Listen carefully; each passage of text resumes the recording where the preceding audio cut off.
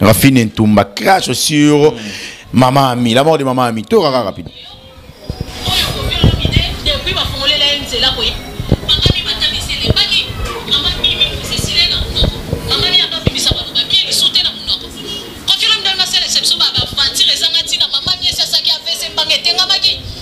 Ok, maman mi asaki déjà fait ses baguettes tengamaki. So tali maman mi osepelo kangane selfie te. D'accord? Pour matame lalaki, mbange tengamaki. Pour son autre lembaki ki wedi mbeli mais attends, allez-y vite comprendre. Bolinga bo komisa maman mi grave, bolinga bo bolatise soutani ya maman Marie. Non, c'est pas ça. Confie-le mi danga ça. Buzz na si maman na non. Mais il faut coller. Mais normalement, mais go maman AVC mbange tengami. Rafine pas danger, t'es n'ani pas bien. Rafine. Maniqué, voilà. Kissinjora, voilà. Sandrine Nababoté. C'est présenté le dimanche dans Montfleury. Oui. Je crois le 4 août, le 4 octobre si je ne m'abuse pas. Bah, c'est présenté par Kofi. Bango ba lobby Kofi a gagné bango porte au Kenya la bango moi beaucoup de ça. Non, c'est faux. C'est faux. Kofi a au Kenya la bango te. Mais Sandrine na lobby, ngana solo na vie.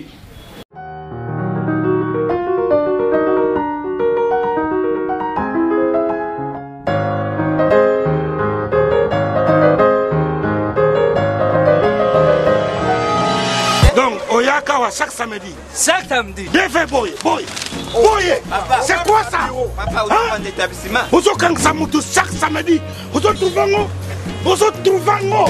hein? Dis, maître, je vais allez, ok. Vous avez maintenant défi à solo. Ok?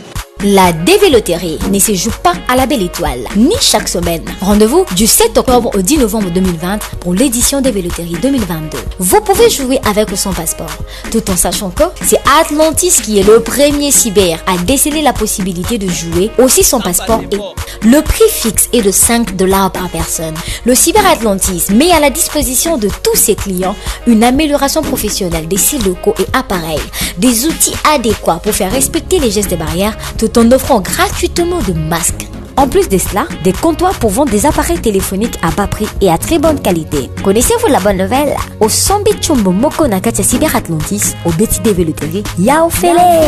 À Kinshasa, 7e rue Limité résidentiel, en face de la clinique Bonne Décor. Ex-boulevard 24 novembre, en face de l'Académie de Beaux-Arts. Et sur le boulevard du 30 juin dans l'enceinte de l'ex-complexe Mwananteba, à Brazzaville. Au numéro 17, rue Boshi, Potopoto, à Rennes Métro, référence Madougou. En Angola, nous sommes à Ojiainda, non loin de l'église Komba.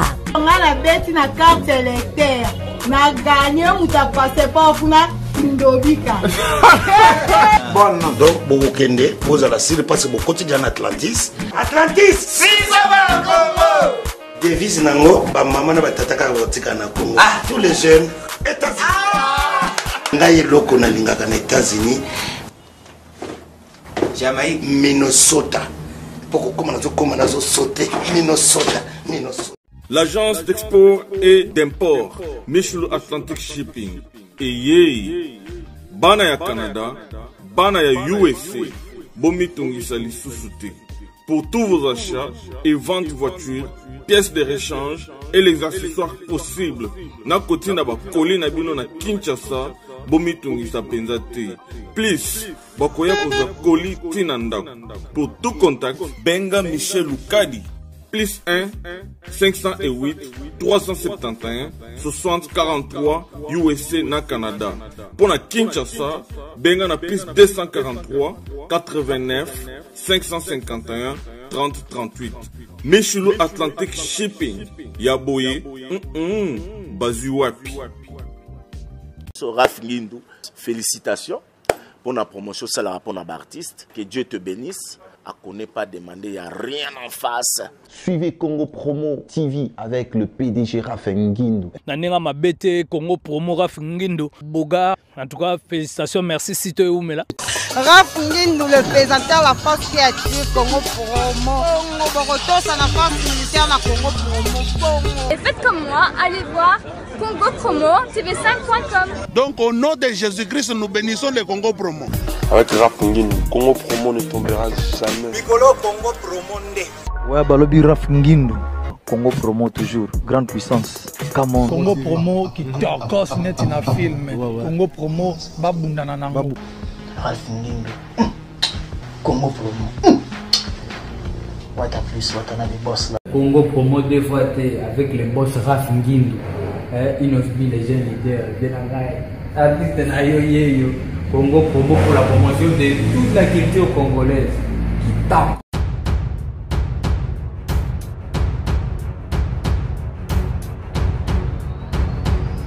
Rafine Ntumba crache sur Maman Ami, la mort de Maman Ami. Tout rapide.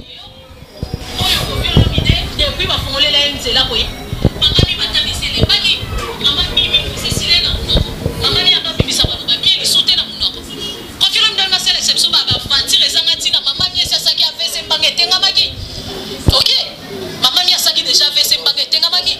So tali maman mi osepelo kangane selfie te. D'accord? Pour matame lalaki, mbangete ngamaki. Pour son autre lembaki ki wedi mbeli mais attends, allez-y vite comprendre. Bolinga boko misa maman mi grave, bolinga bo bolatise soutani ya maman Marie. Non, c'est pas ça. Confirme mi danga ça. Buzz na c'est maman na non.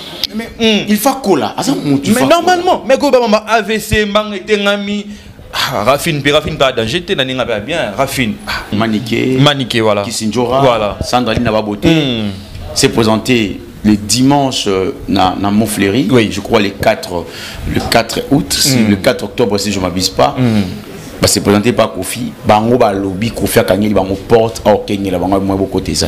Non, c'est faux. C'est faux. Kofi a Kenya la bango té. Sandraline na lobby, ngana solo na vie. Na souhaité faire des condoléances na téléphone na WhatsApp. Via bisinga mais Sandra na comprendre petit nanga Sandra. Mais ngala ku fele ozo ya tendengeni. Yo mo lobi de lora ba ba manique bi ke ba bomi pe na réseaux sociaux. Manique. Ba lora ba Karine Mokonzi. Ba lora ba Ken Viana. To lo ba ngona lo ba vérité. Ce sont eux qui nous ont amené une culture, une autre manière de vivre. Donc congolais pas tala manapoto. Face à bêtise. Face à bêtise, faut titre mort. Bah on va y la biso mo le roi là parce que au début c'était pas comme ça.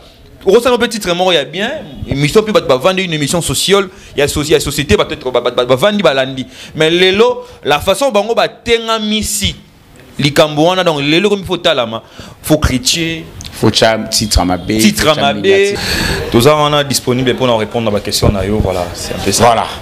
Merci beaucoup parce que vous avez belé pour hôtel la biso lelo. Un grand merci na ba niro so bozui ba wa Rolanda biso na ba ndako na bino na Bunia na Beni na Bukavu. Merci beaucoup aussi na ba ndeko ba précisément na Matonge na Phonex phonini.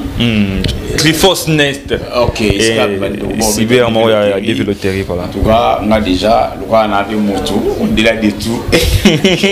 Bah pour vous avez na poste nationalité des États-Unis bon ngande na beta de na beta nanko voilà voilà mboko kureate na beta te DT italio maye ate maye ke na pamba et je sanga te ko beta développer sur na beta na gagner au changer la langue je sanga kindi kaka je vais te soutenir avec des moyens tant et ate na beta merci beaucoup on va essayer de mettre carte sur table voilà noir sur blanc et l'actualité reste dominée par la mort de Maman Ami au Kofi ayembi na ba dievoito ayembi na ba nzembo belé so sali parcours rétrospective il y a parcours il y a Kofi Olomide au monde que Maman Ami a été citée presque partout dans ba nzembo Kofi Olomide.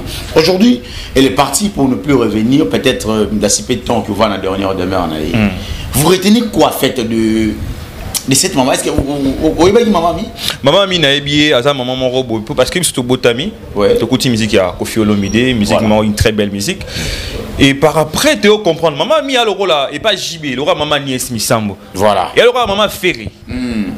Baza ba maman yo batikala ka ba maman ti ba kotanga na makambo etali ba musique ya bana na bango profession parce que Maman Ami aussi a beaucoup de musiciens belé hein il faut le dire lelo ba fali pour pas lelo ata fali mais ndonga chokora kufa pe ya sona voilà ba Suzuki ba bien ba Suzuki papa wa benga susu nani Samchitu Maman Ami a kufi a telo se présenter c'est vraiment déplorable et en lo mo bona retenir et pas Kisinjora malgré moi et moi les quelqu'un te robet appelle Solango bah qui on a qui sinjora maniqué et na danseuse mo bah n'a pas JB Sandraline ba beauté voilà mais au-delà de tout toi ba humain biso toi ba bantu toi na ndenge na biso to régler makambo na biso to roza na to mon non pas héritier ouais rançon na kufela maman Bokilo tondimaka tout le monde a roya matanga na bana tout et raison na bimisa sauf héritier na fait rigola mais chose surprise, héritier était là.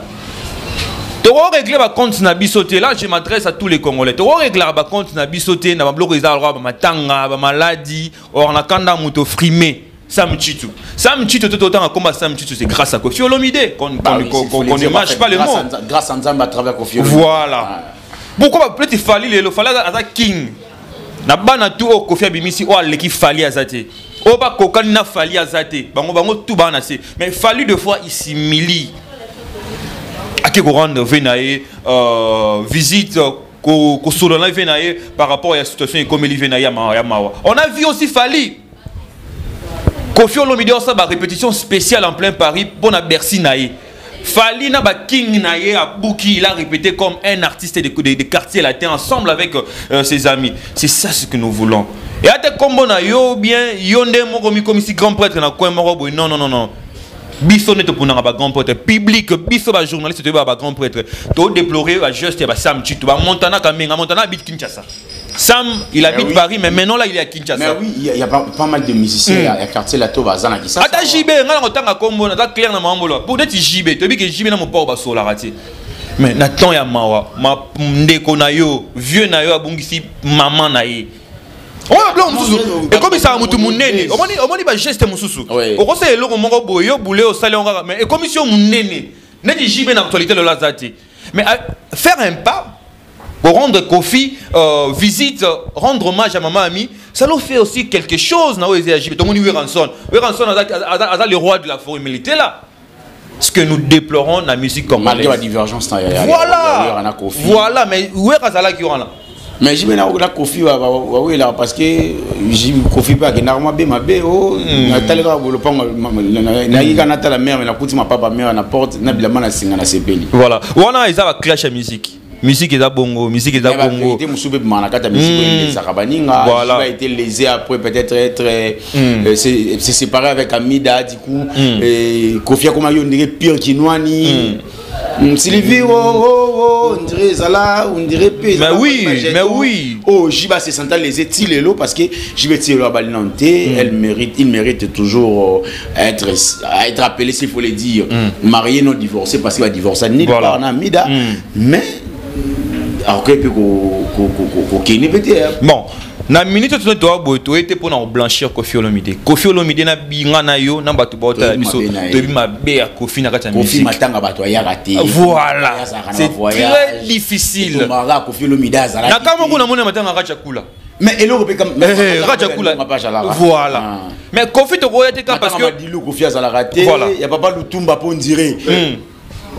Koffi Olomide matanga bato asangakati matanga même ya Madilu Koffi Olomide azakité et Lutumba aussi je maîtrise pas on dira azalaki pété aller plus loin matanga belé yango to lobité même il y a Kester à mon anati même il y a Papa Wemba bon il y a Kester na Papa Wemba on comprend un peu parce que attention mais malgré ça n'a rien empêché à Koffi Olomide de se rendre. Il y a un peu de condamné na mito to condamné JB Mpiana. Malgré ma bango ils ont empêché tant pis JB te dit qu'avant na soi-disant na belle vie.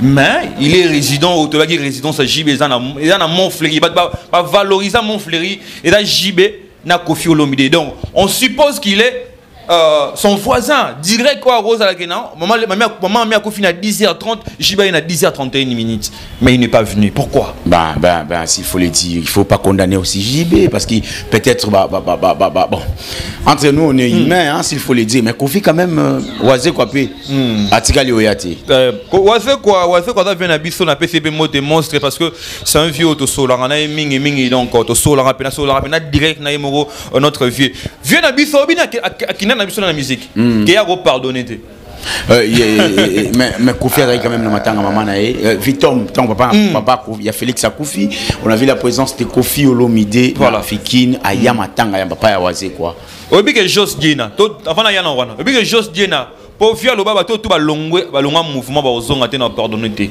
mais obi que Jos Diena na moment to lo ba Jos Diena na katia ya culture pays alors je peux un rôle aux ali un peu il y a la responsabilité lo na katia culture pays il faut pas tout lo ba makambu na ba sentiment mususu des couleurs Munongo oyo avant ko loba maloba il faut ko sukolango neti na bibe ba loba il faut tourner au moins sa langue plusieurs fois c'est ça. Les lots, c'est comme rattraper et me refaire la biso quoi. Pourquoi ne pas se rendre? La niveau en anglais, tu vas le voir, la film quoi, la succès t'es un ami, tu vois. T'es même film. Bah j'y vais la succès t'es. Et film n'enga léopard. On connaissait pas la fois. Oui. Oh, mais t'as gagné un remix. Faut qu'il tire pays fait Koufa. Tes alliés. Non. Bon, quartier la terre Koufa. BCBG Koufa. Mais maintenant, ils sont vérité. Mission sous que tu traînes la BCBG Fuji. Malongo les sous. T'es papa. Quartier la terre alliés. Quartier latin. Musicien oui bien quartier latin. JA33. Omba. Ils ont du mal à reconnaître JA33 ce qui. Ils ne sont pas médiatisés par les grands TVT. Comment il s'appelle? Mais les lots TV non les lots musique est comme il y a YouTube, le lot bébé musique est au YouTube on dirait bon plus moi bébé s'il faut le dire. Non YouTube les réseaux sociaux s'il faut le dire en général. Voilà donc réseaux sociaux et le roman moi je dirais c'est mondial. Et les autres dépendent de grands lambeaux quand la culture et à bâtonner pour utiliser. Nous, la façon dont on utilise les réseaux sociaux, c'est un peu une façon abusive. On a bu ça et belé dans les réseaux sociaux, mais ça reste une presse en ligne, ça reste une presse comme la presse écrite, comme la presse de télévision, comme toute la presse. Les réseaux sociaux, c'est bon. Et là, il y a ma bé, il y a mon lobby, il y a ma manique, il y a ma boumi dans les réseaux sociaux. Manique. Il y a ma Karine Mokonzi. La vérité. Ce sont eux qui nous ont amené une culture, une autre manière de vivre. Donc, Congolais, pour la manapoto, il faut bêtise. Il faut titre mort. Parce qu'au début, c'était pas comme ça. Au sein de titre mort, il y a bien. Émission puis vendre une émission sociale. Il y a société, peut-être vendre balandi. Mais la façon dont on va tenir misi, les Cambouana, donc les lots comme il faut critiquer. Faut titre à ma baie. Voilà. Il faut qu'il y ait Charlie.Sakendaki. Bon, parlons rapidement des comment il s'appelle Maniké, voilà. Kisinjora, voilà. Sandraline Nababoté s'est présenté le dimanche dans Montfleury. Oui. Je crois le 4 août, le 4 octobre si je ne m'abuse pas. C'est présenté par Kofi. Bango ba lobby Kofi a gagné bango porte au Kenya la bango moi côté ça. Non, c'est faux. Kofi a Kenya la bango tema. Le monte loba qui a Kofi Olomide tu étais pour nous blanchir. Et tu es bi combien vieux en a compliqué. En fait, Sandraline Kofi c'est quelqu'un de bon. Au-delà de tout, oui. Parce que tout va reconnaître au moins côté positif, il y a vieux. Kofi Olomide, Kofi Olomide au-delà de tout a quand même monté. Voilà. Moi, tant on avait un Kofi Olomide à comprendre, on a vu, on a côtoyé moi 3-4 fois en tout cas. À chaque fois, on a coûté habité peut-être on a coûté une émotion négative, mais à chaque fois, on a coûté on a beau sentir que moto, on a moi. Bon, moi je dis, bon, peut-être mon ami Spawn au Koussan Rodré ne va pas aussi me contredire. Il reste Mouto Moroboa Zana Moté Mamounene parce qu'il y a Namoté Manaye Andima, Nabatane, musicien Bela Bimisa Bango. Mais Tolo Bela Koto visite Nabango. Visite Moroboé. Il y a Banano, l'équipe à Kofi Olomide, Bayakota Lai. Sandraline Oudalobi, on a solo une vie. Na souhaité faire des condoléances na téléphone na WhatsApp via bisinga mais Sandra na comprendre petit nanga Sandra mais nga la koufele ozo ya tendengeni. Si au moment là ils se sont mobilisés avec la presse il y a chaîne il y a Ken directement bah c'est rendre dans Montfleury. Chose grave auto zoyoka version na bango parce qu'il y a une version na bango toyoki.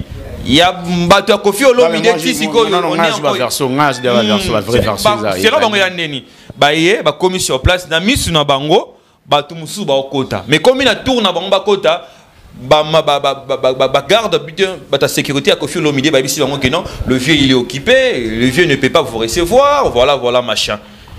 Mais moi je pense que tant que tu es bipé que Kofi Olomide a mutu mo à dans minute na mawa il est un peu blessé et voilà donc moral les en assez il ne pouvait pas aussi médiatiser tout ça. En fait, moi j'ai compris une chose, très cher internet, très cher téléspectateurs, que visite il y a Sandraline Nababoté, visite il y a Ken Piana, Maniké, Toki Sinjora, ils ont capable de créer peu buzz. C'est ça, c'est que moi j'ai compris. Pourquoi j'ai dit ça? Parce que j'ai parlé avec Merveille Rambo le même dimanche pour nos informations vraies. Qu'est-ce qui s'est passé avant mon papa à voyager? Du coup, en écoutant Merveille Rambo, mon ami, porte-parole, il y a quartier là. Je le salue aussi, c'est un ami. Oui. Du coup, j'ai compris que il y a en fait ma c'est sous bassement on recherche car il y a buzz Kofi Olomide ba to ba kota li bo so zaki bo mestre ya bandal bango ba kota ki ba quand même ba responsable ba officiel quand même officiel ba responsable moko ba quand même ba cadre moko na ba poste mais il faut le dire na mboka Kofi azu bango akena bango na place o ya o yamba bato. Après quelques minutes après au salatier bango wana batoto tanga ba kombo sala Sandralina banani très cher internet to yebi ndenge mani qui a fonctionné to yebi ne ken piana fonctionné to yebi ndenge Kisinjora a fonctionné na Sandra ne ba fonctionner bango la 4 biso tout ne ba fonctionner total bango na ba émission c'est fait que koya ba ye d'ailleurs papa biso moto yebi pas la Kofi avant que mutangi zala to yebi ndezala o kota na téléphone te o kota na caméra ti sur la permission na yete voilà bon bino bo yena ndaka bato mo boya o tcha ba caméra même biso to filmer jour wana to zoka permission et pas na ye moko Kofi Olomide voilà alors mais comment c'était passé les condito garde azaki wana na bito babengi so aigle la tayi ba bleu moi rouge boy ba wala tableau moi rouge iba ngonde ba bisi fa nani ba Kisinjora ba botel ma libanda bozi la VAC li sa tour bato azana bango après recevoir bino c'est comme ça que ça s'est passé et puis acharné ba kei ba sa ba bisi ba caméra na bango ba bandi ko loba sur place ba bengani bango machin bon peu importe tout ça pour nous blanchir pe Kofi Olomide ti balobi Kofi pas à mutu s'il faut pas rester wana Rafine Ntumba une concert à nous hier elle était ici à Kinshasa aujourd'hui elle vit maintenant en Paris elle a craché de bêtises sur Kisinjora Kisinjora ça moi je dirais non, attends, avant Kisinjora elle a craché sur Maman Ami voilà Nathalie Yango je suis informé l'accent en photo téléphone rapidement yo quand même moi je suis à lobby non c'était trop fort non c'est déplorable en fait nandimagité nabi mais comment moninga kufeli maman na ye ata sala ki buzz yo ko le na TV pour olo makam oyo lobby pour za journaliste en tout cas ba journaliste beaucoup mo que journaliste Sonia franchement na ba Rafine ba TV ba Charlie donc ba moya na YouTube ba buzz beaucoup mi oluka ba buzz tonde nini lo wana zo lekela ba journaliste voilà na yebision ndeko mais j'arrive pas à comprendre rapidement na Lukango en tout cas ils en ont wawa comment il s'appelle comment Rafine Ntumba crash sur Maman Ami la mort de Maman Ami tout rapide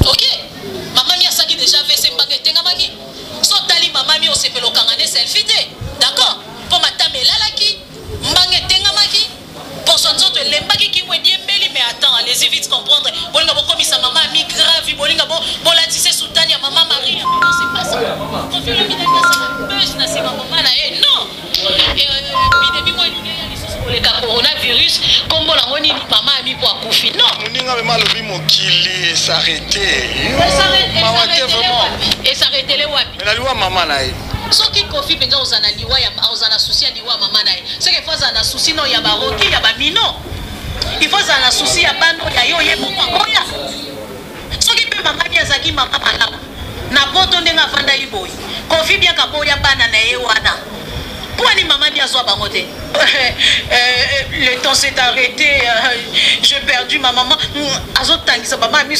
mais non soyons sérieux on est à l'arbre de crocodile je pense que namba tuba ota la biso o ba Rafine Ntumba bazaba buzz to ana posa abi Kofi olinga créer buzz na liwa maman na elle non Kofi bado beta bado ba grand leader o beta le Kofi azana kati maman mi o ya trop maman mi o mona maman mi pas Kofi azana ata maman Kofi le lot azana 100 ans d'âge maman mi reste sa mère biologique arolela kaka oui certes akola qui rozala quelque part moi fête moro ba moni ba kokolo na ye oui il faut kola mais normalement mais ko ba maman AVC mbang etengami Rafine pas danger te na ninga ba bien Rafine on a moulouba na wofinga baluba te mais Rafine pas ni danger te mais comment elle peut tenir des propos pareils pour dire maman mia comment azaki soit dans un sentiment quand on est selfie mais ça va best Mais c'est simple à comprendre. Les abats bezo barafine tumba lelo ba olinga na habité en fit tumba. Non tu as rangé aba ya ba mal orienté le roi ba Karine, non tu as mal orienté le roi ba na ba tora ba nani ba mani. Ba ngo tout ba na molongo moko. Lobby na bango, moi je pense que Lobby na bango il va rattraper bango parce que il est là, elle est là plutôt à Paris, il est là avant à Paris, je pense qu'il a boti dia bana mi balé. C'est la maille. C'est la maille, il y a que la Grèce, il y a que la passe au pena ba c'est la Grèce, aux yeux téléphone, ça na ba film aussi. Ndeka tono mono graphine tumba danger na kisasa. Émission monene dimanche. Rafine qui tombe danger. Au van avec qui m'a tomboli téléphone na yo. Zambe kumama na côte Grèce, Oh, ils en vous tomate. Voilà. Qui Rafine tomba na wana osa vidéo li kolo ya bateau ya iso ba yo zoyo na tirio ko tape Grèce. Yango zo betela ka tolo pendant que ba ninga misusu ba journaliste mususu ba longwa na Njili aéroport international Njili a quitté na Charles de Gaulle, toi quitté na en vingtaine. Yo c'est pour la polo moi tirgi que Grèce pose na possibilité té au finga muto za na lopango ta na mapango au sol lopango na il y a pas moins de 10 voitures non matriculées parce que ba non tambola a même ba tu poto mais yo finga maman na mais il faut yé moi que te musu maman amiga mbongo atiki na compte bancaire na monsieur za o za na ngote siko na vie actuelle ngalo ba kutu ko zo mongo mo zo salaire il faut botaka nanu ba futa mwana so ba na ko futa mwana et puis ozo ape mobile ko mibali pa poto ba ko ba pilili ozo ape mobile ngwa za pe na makanisa ko botisa we beke Didi Stone ali Rafine tum ko maman mi Didi Stone aleki ni Rafine mais Rafine c'est prendre le courage l'audace quand même cher concert. Beaucoup de temps, mamie il est là, t'es. N'est pas tout à l'heure, bah, problème ou qui n'est tout à l'heure, comment il s'appelle, y a Nati le collé, n'est tout à l'heure, exemple à suivre. Papimbo, ma Wilika, yo tout à l'heure, à ta loi, maman il est là, t'es, mamie il est là. Oh Charlie, place tout à l'heure, tout à l'heure, sauté. T'es Charlie pense à l'oura Ken Piano. Et à l'oura bango, et tout à l'heure, sauté. À Sola ma bille, à Sola ma bille. Voilà, 2 minutes, ça nous reste pour citer. On doit. Tout suga voilà Fali innocent Lelo adversaire il a Fali direct comme il fa innocent bon Lelo est alipé par rapport il y a place il y a faire ils a wapi hier faire adversaire Lelo ne ba tché mon pandi ba bato public ba mo kokanisa faire na innocent et là par rapport Fali na innocent manque à concentration Fali disait quelque chose où et ton nom on aura eza yemoko mais il disait quelque chose il disait c'est une question de professionnalisme faire était mal entouré. On a posé Fali une question dans l'émission Mon Bon Univers pour nous faire l'eau au monde qui n'était bien entourage. Ferré, il s'est laissé distraire par son entourage. Et derrière ça n'est pas JB Mpiana. Parce que JB avait les atouts, l'image, Nzembo, voix. Mais on a grand prêtre, on a nini, voilà, il est lopé. Voilà, il y a un peu faire à quoi il a même les solos. Si vous voulez, il s'est rattrapé et aussi mbaté. Non, mais regarde mes bêta déjà. Non, regarde-moi, oui, c'est une très belle chanson. Moi, je ne suis pas quelqu'un de pro-Fali. Regarde-moi, reste une chanson. Lélo, la génération a fait oser la musique. On a trap. On en félicite quand même. Mais vision, on a. Il y a un air au moins, on a pas ça, on ça, Lélo, featuring. N'y a pas copié Fali. Mais pourtant, Fali peut quand même featuring la musique congolaise. Featuring, mais cette complexe d'infériorité, Lélo, il m'a fait rien. Et en gros, Lélo, il tête voilé la face. Adversaire direct qui a fallu, c'est innocent. Lelo n'a succès à un répertoire té et à mon répertoire té Lelo na États-Unis so kei au taliba ba geno ba master na ba petit ba ça ba succès Lelo peut-être ba na ba single Davido to est bien na single Davido to est Davido na single et bon été Davido habite album boto et ba Davido Lelo innocent a tué 2 pieds sur terre c'est un enfant c'est un jeune frère et vraiment à féliciter on la félicite c'est lui qui reste le conquérant direct de Fali donc il y a Robinsa et Loko Fala Bimi si te comparer mais faire et pena la course ça katana. Voilà, ça n'est fini pour aujourd'hui. Vous étiez si nombreux, rapidement, numéro de téléphone. Et voilà donc pour tous ces gens qui nous ont suivis, donc je pense que on a été si courtois, catholique, tolobi au bon toloba. Donc j'ai dit merci à tous ces gens qui nous ont suivis. J'ai dit merci à Spawn, mon ami Freddy Lunga à Paris, Nick Bumba, Lionel Mwamba, Jenny Mangama Paradis, Patrick Diakanoa, Freddy Lunga à Paris. Donc mon numéro de contact et voilà donc c'est plus 243. Donc il y a Willy Moucheni plus 243 89 71 51 433. Donc on est là. Donc si je suis abino remarque parce que on n'est pas parfait. À côté donc numéro est là pour la mais beau fingaté. Vous finissez s'il vous plaît. Donc je dis merci donc Nayo Payams. Merci pour l'opportunité au penser nangai na solo na ba imbo ko bola na biso partout dans le monde entier.